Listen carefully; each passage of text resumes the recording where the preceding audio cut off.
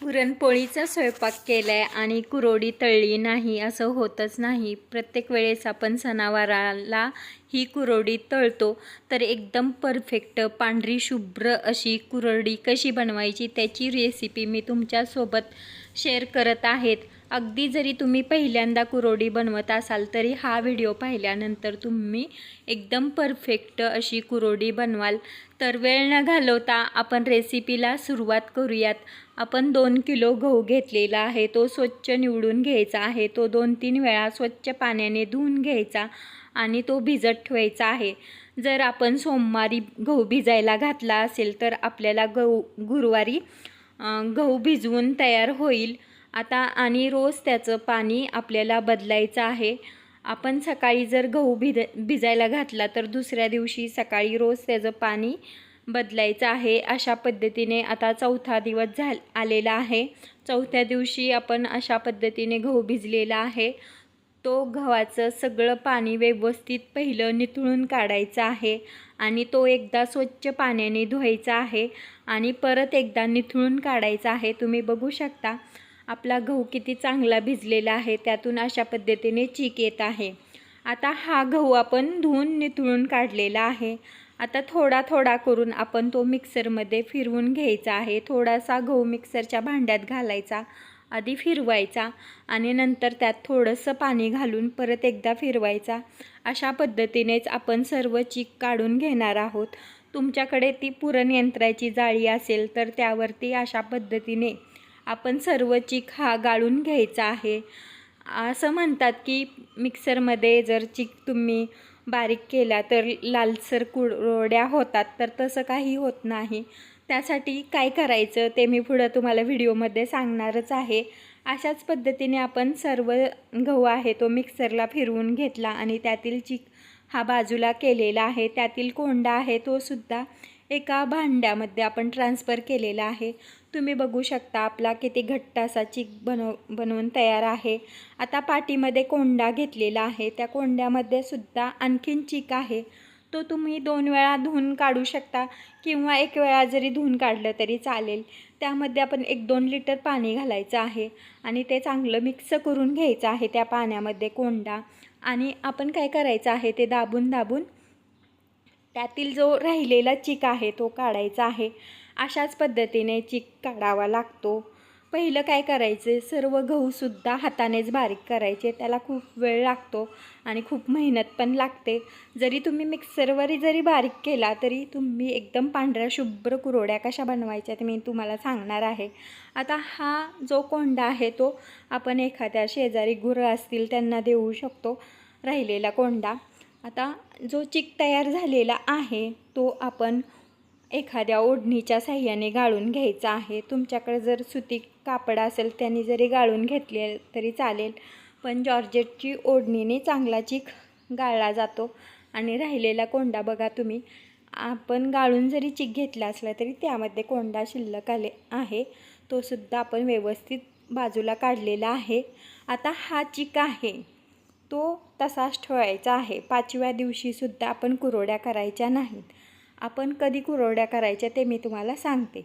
आता हा चीक आहे तो परत एकदा दुसऱ्या म्हणजे 5व्या दिवशी त्याच्यावरती जे पाणी आलेलं आहे लालसर ते काढून घ्यायचं आहे आणि ते बाजूला ठेवायचं आहे.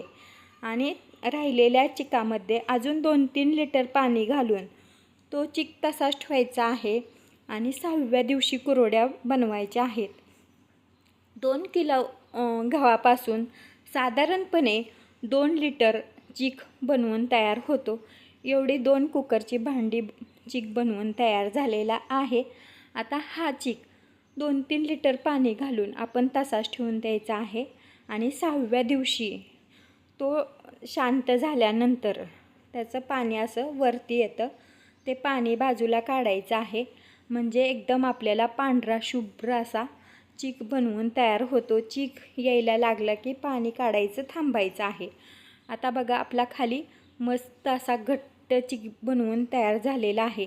तुम्ही जर एकटंच कुरोडे बनवणार असाल तर एका वेळेस 1 लिटरचंच चीक शिजवून घ्यायचं आहे, कारण चीक जर घट्ट झाला तर कुरोडी बनवायला अवघड जातं. आता आपलं 1 लिटर चिका असेल तर 1च लिटर पाणी घ्यायचं आहे. त्यात 1/2 चमचा पोह्याचा आपण मीठ टाकलेलं आहे आणि एकसारखी धार लावायची आहे आणि एका हाताने आपण हा चीक हटून घ्यायचा आहे. व्यवस्थित हटायचा आहे आणि एकसारखा हटायचा आहे. 1 रोटेशनमध्ये आपण हा सर्व चीक हटून घ्यायचा आहे. हे खूप मेहनतीचं काम असतं कारण चीक आहे तो घट्ट असतो. पटकन चीक जसा जसा घट्ट व्हायला लागेल तसा लवकर हटला जात नाही. त्यामुळे ही प्रोसेस आपण फास्ट करायची आहे. गाठी कुठंसुद्धा बनल्या नाही पाहिजेत. आपल्या एकदम मऊ असा चीक शिजला ना, खाली चीक लागतसुद्धा नाही आणि एक वेगळीच चमक चिकाला येते. आता बघा आपला एकसारखा चीक बनत आलेला आहे. तुम्ही बघू शकता 1 लिटर चिकासाठी 1 लिटर पाणी वापरायचं आहे किंवा तुम्ही भांड्याच्या मापात घेतलं तरी चालेल. आता 1 पातेलं चीक भरलं तर 1च पातेलं पाणी घ्यायचं आहे. ही महत्त्वाची टीप आहे. आता बघा आपला चीक छान शिजलेला आहे. त्याला पापड खार वगैरे टाकण्याची काहीच गरज नाही. अशीच आपली कुरोडी छान फुलते. तुम्ही बघू शकता आपला चीक किती पांढरा शुभ्र शिजलेला आहे. खालीसुद्धा लागलेला नाही. अशा पद्धतीने आपण हा 10 मिनटं झाकण टाकून शिजवून घ्यायचा आहे. 5-5 मिनटांनी झाकण काढून एकदा हलवून घ्यायचा. चीक आपण कुरोड्या करताना चीक गरम व्हावा त्यासाठी आपण एक चिकाचं भांडं एखाद्या गरम भांड्यात ठेवू शकतो. गरम पाणी करायचं आणि त्यात हे चिकाचं भांडं ठेवायचं आहे. म्हणजे आपण कुरोड्या करेपर्यंत आपला चीक गरम राहील. एकट्याने कुरोड्या करायच्या म्हटले की चीक गार होतो. त्यासाठी ही ट्रिक वापरा आणि अशा पद्धतीने आपण साच्यामध्ये हा चीक भरून घ्यायचा आहे. चमच्याने दाबून अशा पद्धतीने आपण चीक भरून घेतलेला आहे आणि अशा प्रकारे आपण कुरोड्या बनवून घ्यायच्या आहेत. तुम्ही बघू शकता 10 मिनटं चांगला चीक शिजवला म्हणजे त्याला चकाकी पण येते, आपली तार पण तुटत नाही आणि अशा पद्धतीने आपण सर्व कुरोड्या बनवून घ्यायच्या आहे. 2 किलो गव्हापासून जवळजवळ 120 कुरोड्या बनवून तयार होतात. तुम्ही बघू शकता अशा प्रकारे आपण सर्व कुरोड्या बनवून घेतलेल्या आहेत. मी तुम्हाला ती कुरोडी तळूनसुद्धा दाखवते. ही कुरोडी आपण 2 दिवस कडकडीत उन्हात वाळवून घेतलेली आहे. आपली कुरोडी एकदम वर्षभर छान टिकते. तुम्ही बघू शकता किती छान अशा आपल्या कुरोड्या फुलत आहेत. ट्रिपल कुरोडी बनवून तयार. अशाच नवनवीन रेसिपी पाहण्यासाठी चॅनलला लाईक, शेअर अँड सबस्क्राईब करायला विसरू नका. ते पूर्णपणे फ्री आहे. धन्यवाद.